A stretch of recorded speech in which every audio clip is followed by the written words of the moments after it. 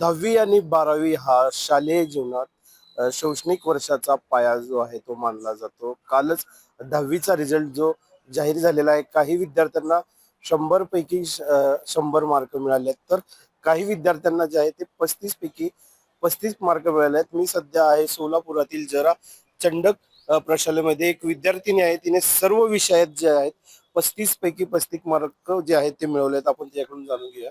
काय सांगशील बाळा, तू किती मार्क पडले तुला या 10वीला? 35 पडलेत.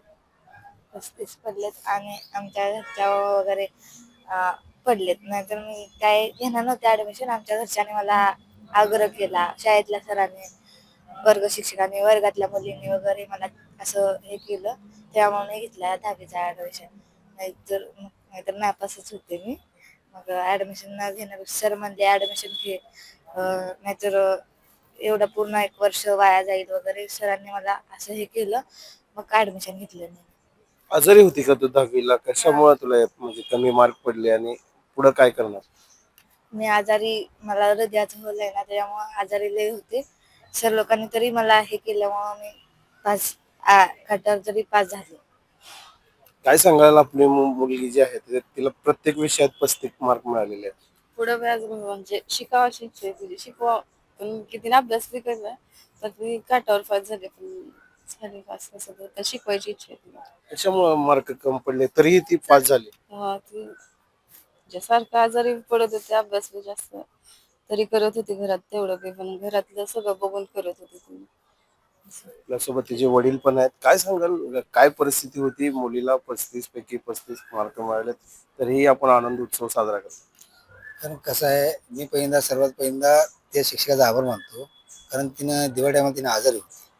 आजारी म्हणजे खूप आजारी होती. मग तिनं शाळा हे परीक्षा देणार नाही म्हणली होती. मग आम्ही शिक्षकांना तसं बोललो. शिक्षक म्हणले, जर ती नापास झाली ठीक, जरी पास झाली ठीक, पण ते वर्ष वाया घालण्यापेक्षा तिला ह्या वर्षी तेवढी परीक्षा देऊ द्या. तरी तिनं जेवढा होईल तेवढा अभ्यास केली. कारण काय, हिला सोडून घरी अजून 3 मुलं आहेत मला. 2 मुली आणि 2 मुलं, असं मला 4 मुलं आहेत ती टोटल. पण कसं आहे, त्या तिघाला बघत हिना घरी अभ्यास करत होती. पण आजारी पडल्यामुळे कसं आम्ही म्हणजे हिचा काय विषय, वर्ष हा वाया गेला चालेल, आपली मुलगी सुखरूप राहणे हे महत्वाचे आहे. पण तिनं घर काम करत करत, तिचा दवाखाना करत, तिनं टोटल सगळं ही करत करत तिनं 35% पास ते सगळ्या विषयामध्ये मार्क मिळाला. तर पुढे काय बनवण्याची इच्छा आहे? काय शिक्षण देणार आहात?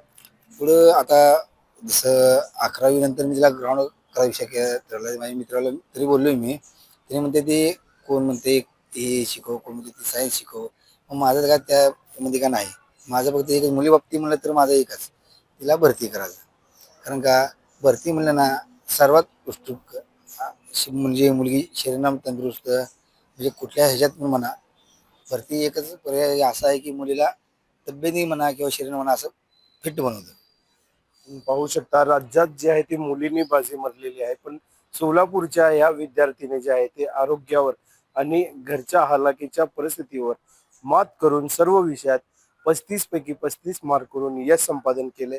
आणि पुढे जे आहे ते पोलीस बनून जे आहे ते महिलांचं न्याय देण्याचं काम ही विद्यार्थिनी करतानाचं आपल्याला चित्र पाहायला मिळते.